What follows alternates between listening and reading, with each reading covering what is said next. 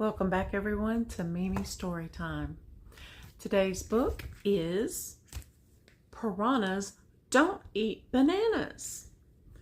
Written and illustrated by Blabey. If you'd like to stick around after the story to see the history behind this book, just wait and see. This book does have a foreword, which means it's spelled like forward, but they're two words together. A foreword is usually something, it can be written by the author themselves. They're frequently written by someone, a different author, usually someone who is really famous, has written a bunch of books themselves, and the author has invited them to do a foreword for them. This one is done by Blabey, the author himself, and it's really funny, so I thought I would read it to y'all. Piranha. Let me give you a glimpse at it first. Piranha. The piranha is a freshwater fish that lives in South American rivers. They are known for their sharp teeth, powerful jaws, and their enormous appetite for meat.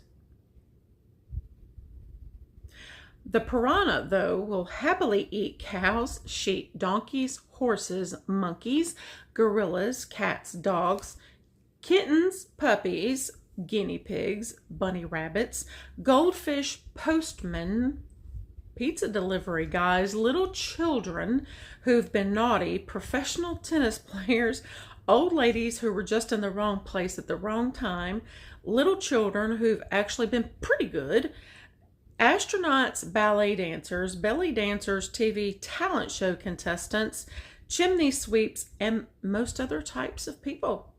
What they don't eat, though, is fruit, especially not bananas.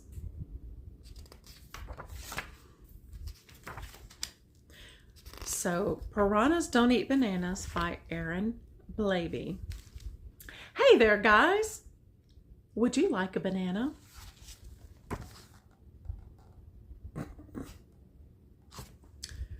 What's wrong with you, Brian? You're a piranha.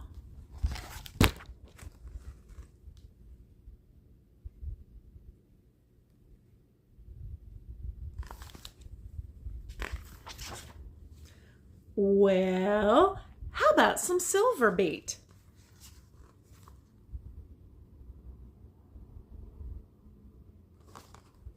Are you serious, Brian? We don't eat beets. We eat feet.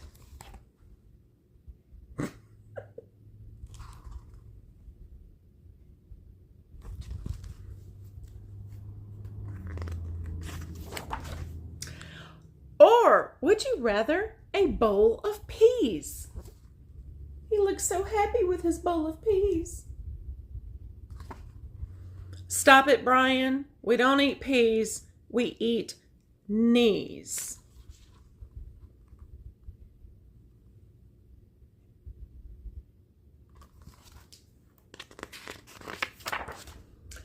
Well, I bet you'd like some juicy plums.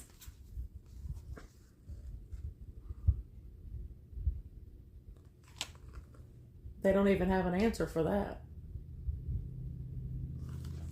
They're looking out at us, though, like, what? That's it, Brian. We eat bums, not plums.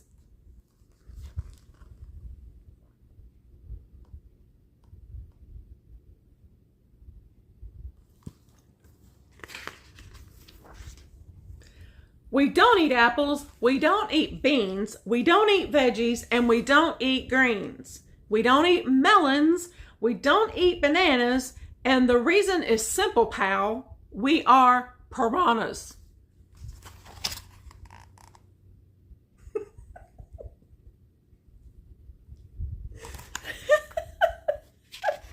That's bad when one of your eyeballs pops off because you're so mad.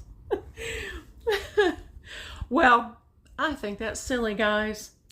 Fruit is the best.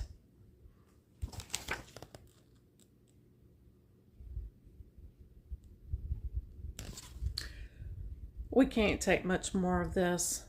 Just give it a rest.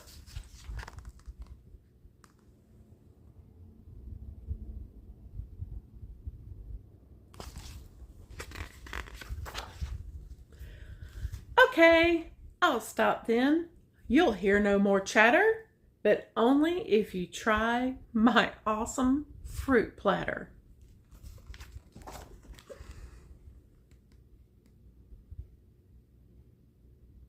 He looks so happy.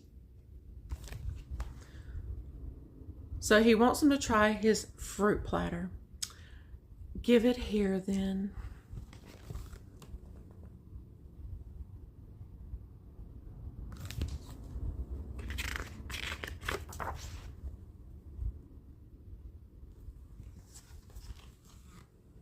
Well, they're being typical piranhas. They're tearing everything up.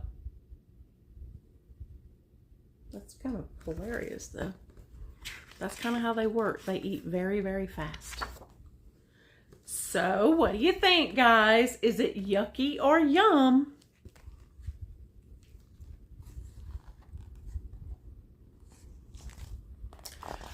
It's very nice, Brian.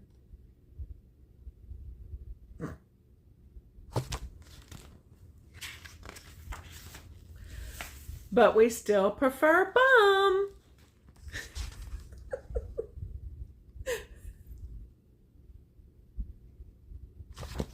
I love it. Okay, the story's over, and now for the history and a little bit of a story behind this book. Piranhas Don't Eat Bananas was published in 2015.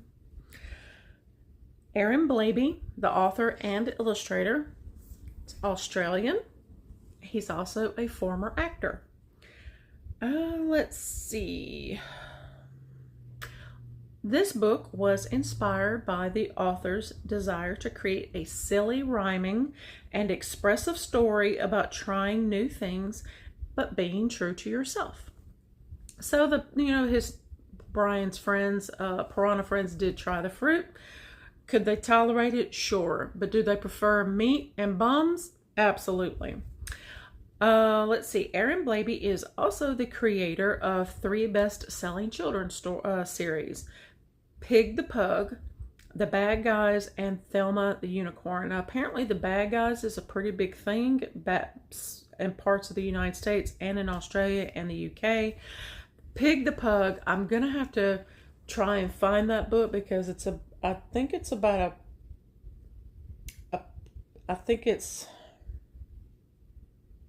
I'm not sure. I can't remember the story behind that now, but I remember at the time it sounded like a cute little book. So I think it's about a pug that is addicted to watching TV, if I remember correctly. But anyway, a cute little story. And as an FYI, I was terrified of piranhas when I was a kid, really up until I was a tween, because piranhas used to be a really big thing as far as horror movies. And I just knew that any moment, if I was in the tub, that piranhas were going to come out of the drain, and it was just not going to be a good thing. If you read documentaries about piranhas, though, they are not some mindless creature that's trying to snap and eat you constantly. You can even get into the water with them as long as they're not in a bad, it's not, when it gets into the drought season, they'll kind of eat anything that comes near them. But as long as it's a healthy ecosystem and there's plenty of water and food, they're actually kind of calm.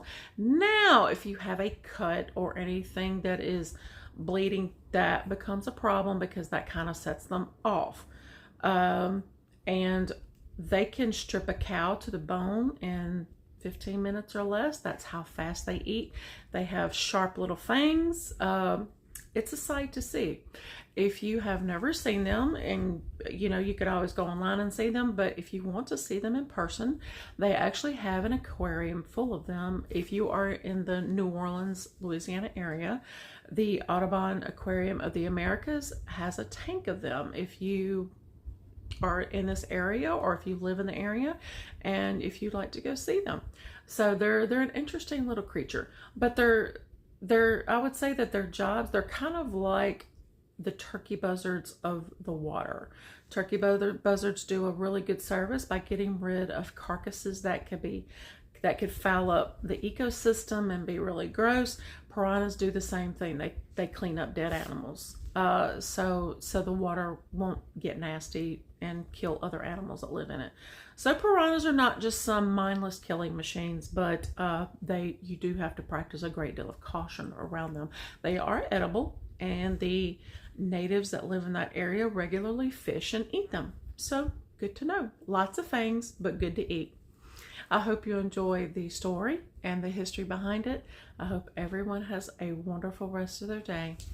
Tonight when you're in your bed, all cozy and snuggly, I hope someone is there to give you a big hug and a big kiss on the forehead. Until next time, I'll see you later. Bye-bye.